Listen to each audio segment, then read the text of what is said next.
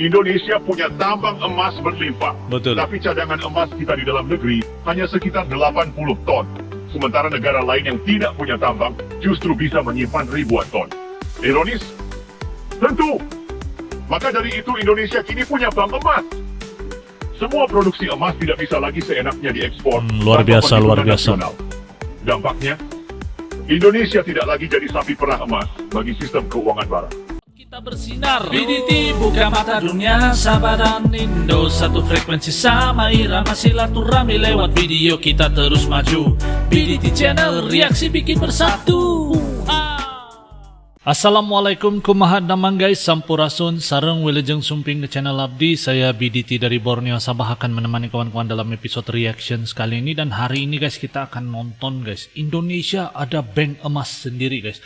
Jadi siapa yang berani-berani mau menghina Indonesia lagi, dan ini adalah usaha daripada Bapak Prabowo. Dan kita akan nonton isi kandungan video ini. Bagaimana, apa pendapat kawan-kawan semua dengan video yang satu ini? Sila komen di ruangan komentar di bawah nanti. Saya doakan kawan-kawan yang menonton dalam keadaan yang sehat, dalam keadaan bahagia, selalu dimurahkan rezeki, dipermudahkan segala urusan dunia dan akhirat. Amin ya rabbal alamin. Ojo lali guys di subscribe channelku, jangan lupa klik like, komen dan share, dan tanpa buang-buang waktu kita sama-sama nonton isi kandungan video yang satu ini seperti apa. Let's go. 1, 2.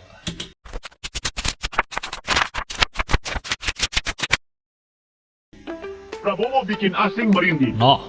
Indonesia bukan lagi kuli di negeri sendiri. Sejarah baru. Bank emas dan deposito devisa wajib 100%. Wow.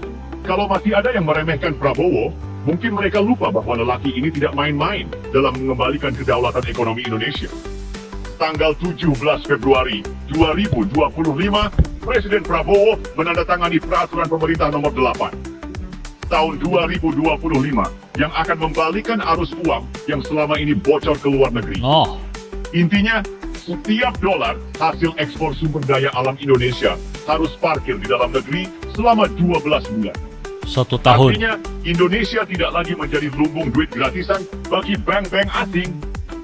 Bayangkan, selama ini triliunan rupiah dari ekspor tambang, kebunan, dan perikanan langsung nyelonong ke luar negeri. Indonesia cuma kebagian remah-remah. Tapi sekarang, 80 hingga 100 miliar dolar Amerika Serikat akan tetap berputar di sistem keuangan nasional. Jumlah yang besar Ini guys. bukan angka main-main. Dan yang bikin asing makin panas dingin, Indonesia akan punya bank emas. Sebelumnya, emas dari bumi pertiwi kita lebih banyak mengalir keluar.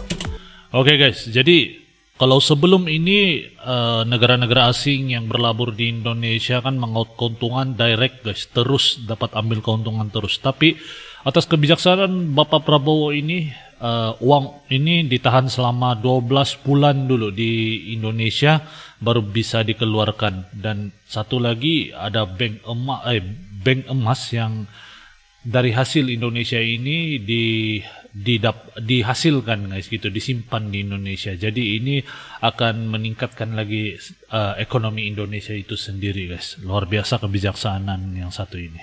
Kita nambang, kita kerja keras, tapi emasnya masuk ke sistem keuangan negara lain. Sekarang, Prabowo bilang cukup. Bank emas akan diresmikan 26 Februari 2025 Bank sebagai emas. tonggak sejarah kedaulatan ekonomi Indonesia. Siapa yang berani Selamat kurang kali ajar kita sama sebagai Indonesia? Penonton di negeri sendiri. Sumber daya ada, tapi kontrolnya di tangan asing. Uangnya lari keluar. Pemerintah sebelumnya terlalu santun dengan kepentingan global. Sekarang, Prabowo justru menantang. Asing pasti panik. Investor global pasti lagi bisik-bisik Indonesia mulai liar. Tapi rakyat harusnya tepuk tangan. Kalau ada yang tanya kenapa baru sekarang, jawabannya simple. Karena sekarang Indonesia punya nyali. Punya keberanian. Dulu kita mungkin tunduk pada tekanan global. Sekarang, Prabowo mengajarkan bahwa Indonesia harus berani menentukan nasibnya sendiri. Kalau asing marah, biar saja. Mereka sudah terlalu lama mengangkangi ekonomi kita. Prabowo bukan cuma bicara soal devisa dan emas. Dia langsung tancap gas dengan kebijakan konkret. Gas pun. No? Kenaikan UMP, buruh akhirnya menikmati kenaikan gaji yang layak. Pencairan THR lebih awal, ASN dan pekerja swasta bisa senyum lebar. Bansos digelontorkan, bukan sekadar janji tapi eksekusi nyata. Diskon tol, tiket pesawat dan belanja. Ramadan jadi lebih murah, mudik lebih ringan. dana investasi nasional, dan antara konsolidasi BUMN biar lebih kuat melawan dominasi asing. Oke guys, jadi Bank Emas Indonesia ini akan diresmikan 26 Februari nanti, dan kalau melalui pengamatan saya dan juga pendapat saya yang pribadi, saya rasa kebijaksanaan Bapak Prabowo ini akan membuahkan hasil di masa akan datang guys. Sekarang mungkin banyak yang belum dapat lihat apa yang ingin dilakukan, tapi dengan kebijaksanaan ini, kontrol ataupun negara asing, negara luar tidak bisa untuk mengontrol lagi Indonesia dengan sewenang-wenangnya. Bahkan Indonesia mempunyai kuasa mutlak ke atas pengeluaran hasil dari Indonesia untuk keluar negara. Jadi ini saya rasa cukup menarik guys, cukup menarik dan cukup berani daripada Bapak Prabowo guys. Ini satu keputusan yang bagi saya bakal menguntungkan masyarakat Indonesia. Tapi jangan harap-harap kalian bisa mengerti, bukan semua yang dilakukan itu terus nampak hasil. Dia akan mengambil masa sedikit untuk dapat hasil. Tapi yang pasti orang-orang Indonesia yang akan menikmati hasil ini nanti. Penghapusan utang UKM, ekonomi rakyat kecil didorong, bukan dicekik. Pembangunan 3 juta rumah murah, rakyat bisa punya rumah tanpa mimpi buruk, KPR mencekik. Dan masih ada sederet langkah lainnya. Ini bukan sekadar janji kampanye, tapi khusus strategi ekonomi yang tidak lagi tunduk pada kepentingan asing. Tentu saja, kebijakan seperti ini tidak akan disukai oleh mereka yang nyaman dengan status quo. Yang biasa dapat untung dari kebocoran devisa, pasti bakal cari celah untuk menggoyang. Jangan kaget kalau mulai bermunculan pakar ekonomi yang tiba-tiba heboh menyebut kebijakan ini berisiko tinggi. Atau politisi yang mulai memelintir bahwa ini akan membuat investor kabur. Sejak kapan kemandirian ekonomi dianggap sebagai ancaman? Bagi yang masih sibuk meremehkan, mungkin mereka belum sadar bahwa Indonesia sudah berubah. Era kuli di negeri sendiri sudah selesai. Dengan kebijakan ini, Prabowo tidak hanya bicara soal ekonomi, tapi soal kedaulatan. Bukan lagi sekadar stabilitas, tapi kontrol penuh. Bukan lagi mengikuti arus global, tapi menjadi arus baru. Dan sekarang kita tinggal melihat siapa yang mendukung Indonesia berdaulat dan siapa yang justru membela kepentingan asing. Pilihannya jelas. Indonesia bangkit atau terus jadi budak global. Indonesia sedang menghadapi tekanan besar dari berbagai pihak, baik dari luar maupun dalam negeri. Kebijakan yang membuat Indonesia lebih mandiri ternyata membuat banyak pihak ketar-ketir. Mereka mulai memainkan propaganda, menekan ekonomi, dan menggiring opini publik agar rakyat takut. Tapi Indonesia bukan lagi negara yang bisa ditekan seenaknya. Betul. Di video ini kita akan membahas bagaimana kekuatan asing berusaha menggagalkan kebijakan ini. Siapa saja elit dalam negeri yang mulai panik. Fakta versus propaganda yang sedang dimainkan di media. Kenapa Indonesia tidak akan mundur dari perjuangan ini? Tonton sampai habis dan bagikan pendapatmu. Apakah kita harus tetap maju atau tunduk pada tekanan? Mari kita bicara fakta. Indonesia bukan lagi anak bawang di Asia. Bukan anak bawang Selama guys. bertahun-tahun, kita dipaksa tunduk pada sistem yang membuat kita hanya jadi penyedia bahan mentah, sementara negara lain berpesta menikmati hasilnya. Tapi permainan itu selesai. Di bawah kepemimpinan Presiden Prabowo, Indonesia mengambil langkah revolusioner yang mengguncang Asia dan membuat Barat mulai berkeringat. Luar biasa. Ada yang pura-pura tidak paham? Biar saya jelaskan dengan tajam, tanpa basa-basi. Selama ini, ekspor tambang kita menghasilkan miliaran dolar, tapi uangnya malah parkir di bank asing. Betul. Singapura, Hong Kong, Swiss. Mereka berpesta dengan devisa kita, sementara rakyat kita cukup puas dengan janji manis pertumbuhan ekonomi yang katanya naik. Sekarang, peraturan berubah. 100% devisa hasil ekspor, DHE, wajib disimpan di Indonesia. Tidak ada lagi dalih, modal kabur, atau investor panik. Guys, kalau menurut pendapat saya lagi satu, pelabur asing ini tidak akan lari dari Indonesia guys. Sebab sumber daya alam di Indonesia ini sangat-sangat berkualitas dan sangat diperlukan oleh negara-negara untuk terus membangun. Jadi mereka tidak akan kabur dari Indonesia dan saya yakin Bahkan makin ramai investor-investor pelabur yang akan datang ke Indonesia. Itu kalau menurut pendapat saya pribadi, guys. Jadi jangan takut sama pelabur yang kabur. Lagipun kalau pelabur kabur, Indonesia bisa menghasilkan sendiri, bah. Sudah maju, bah, Indonesia sekarang. Bukan lagi Indonesia yang dulu. Di bawah kepimpinan yang bijak dan berani lagi, pasti akan membuahkan hasil. Kalau kalian ekspor dari Indonesia, uangnya harus masuk ke sistem keuangan Indonesia, wajib disimpan selama 12 bulan. Hasilnya, rupiah makin kuat, Betul. ekonomi stabil, suku bunga terkendali. Bank-bank asing mulai kehilangan sumber duit gratis. Singapura dan sekutunya mulai panik. Coba pikir, selama ini siapa yang menikmati kekayaan kita? Mereka yang berteriak soal investasi, tapi sebenarnya cuma mau numpang makan di meja makan kita. Sekarang, kita sendiri yang jadi tuan rumah.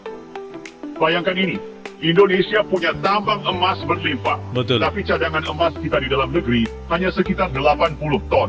Sementara negara lain yang tidak punya tambang justru bisa menyimpan ribuan ton. Ironis? Tentu. Maka dari itu Indonesia kini punya bank emas. Semua produksi emas tidak bisa lagi seenaknya diekspor. Luar tanpa biasa, luar perhitungan biasa. nasional.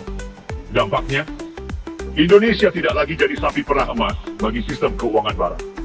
Asia mulai melihat Indonesia sebagai pusat baru perdagangan emas. Negara-negara ASEAN dan BRICS bisa ikut menggabung dalam sistem ekonomi berbasis emas. Kita sudah terlalu lama percaya pada mata uang kertas yang nilainya dikendalikan oleh mereka. Sekarang, saatnya kita punya pegangan nyata emas. Norwegia, China, dan Arab Saudi punya dana abadi untuk mengelola kekayaan Oh, kita. luar biasa kalau Kita? Indonesia berjaya. Selama ini BUMN kita lebih sibuk menyelamatkan diri sendiri daripada membangun masa depan. Tapi dengan lahirnya Danantara, Daya Anagata Nusantara, Indonesia akhirnya punya dana investasi nasional yang bisa mengelola keuntungan BUMN secara profesional. Bukan lagi sapi perah elit, tapi mesin pertumbuhan nasional. Efeknya, uang negara tetap berputar di dalam negeri, tidak menguap keluar. Indonesia bisa mulai mengatur sendiri investasi globalnya. BUMN yang tadinya engios-ngosan kini bisa berkembang pesat. Bukan cuma Luar soal biasa, uang, guys, ini soal kemandirian ekonomi. Jangan kaget kalau dalam beberapa tahun ke depan, Indonesia bukan lagi pengekor, Ah, itu yang tapi saya cakap pemimpin tadi. di Asia. Bergabung dengan BRICS adalah langkah strategis yang meruntuhkan dominasi ekonomi barat di Indonesia. Selama ini, ekonomi kita digiring agar tergantung pada dolar Amerika Serikat, IMF, dan sistem IMF. perbankan baru. Sekarang, kita punya pilihan. Bergabung dengan blok ekonomi yang lebih mandiri, lebih adil, dan tidak dikendalikan Washington. Dampaknya, Indonesia tidak lagi didikte oleh negara-negara G7. BRICS membuka akses pasar baru bagi kita, tanpa tekanan ekonomi politik ala IMF. Mata uang BRICS mulai menjadi alternatif dolar dan kita bisa ikut mengendalikannya. Singkatnya, Indonesia bukan lagi pion dalam catur ekonomi dunia. Kita mulai mengatur langkah sendiri. Apa gunanya semua kebijakan ini kalau rakyat tetap susah? Prabowo mengerti itu dan dia langsung gaspol. Gaspol. Upah minimum naik, bansos dipercepat dan diperluas. THR cair lebih awal, ekonomi berputar lebih cepat. Diskon tarif listrik, tol, dan tiket pesawat. Program makan bergizi gratis, UMKM diberi kemudahan modal. Akhirnya, uang negara tidak hanya diputar di segelintir orang, tapi benar-benar turun ke rakyat. Oke guys, jadi demikian video yang baru kita nonton bareng guys. Jadi begitulah saya rasa Indonesia akan maju, bangkit, akan menjadi pemain utama dalam Asia Tenggara ini. Jadi akan menjadi satu macam gergasi yang akan disegani oleh negara-negara yang maju guys. Bayangkan emas yang diambil nanti oleh pelabur-pelabur asing yang buat tambang di Indonesia itu tidak bisa lagi diambil sewenang-wenangnya, bahkan akan disimpan di Indonesia sebab Indonesia sudah ada bank emas. Luar biasa sekali, bank emas guys ya, kamu dengar saya dengan betul, bank emas. Jadi selama emas ada di Indonesia, dia tidak boleh dikeluarkan dalam masa yang singkat, bahkan setahun 12 bulan baru bisa dikeluarkan. Itu akan menguatkan lagi nilai rupiah dan akan membuatkan Indonesia itu mengontrol ataupun mengawal ke keluar masuk investasi yang akan dijalankan untuk emas ini. Bagi saya ini satu pencaturan dan permainan ataupun satu tindakan yang bijak daripada Bapak Prabowo. Ini akan membuahkan hasil guys. Jadi siapa yang berani kurang ajar sama Indonesia lagi? Tidak ada guys. Kita akan lihat nanti apa hasilnya. Saya pun tidak sabar mau menonton kesinambungan daripada ini nanti. Dan saya rasa sampai di sini dulu video pada kali ini. Moga kawan-kawan suka dengan video yang saya react. Berikan buah pendapat kawan-kawan semua. Saya tidak sabar mau baca apa pendapat kalian tentang Bank Emas Indonesia ini. Let's go guys. Komen di ruang komentar di bawah dan sampai kita ketemu di episode akan datang lagi. Assalamualaikum. Salam Nusantara good people. Yo teman-teman, ojo lali di subscribe yo channelku.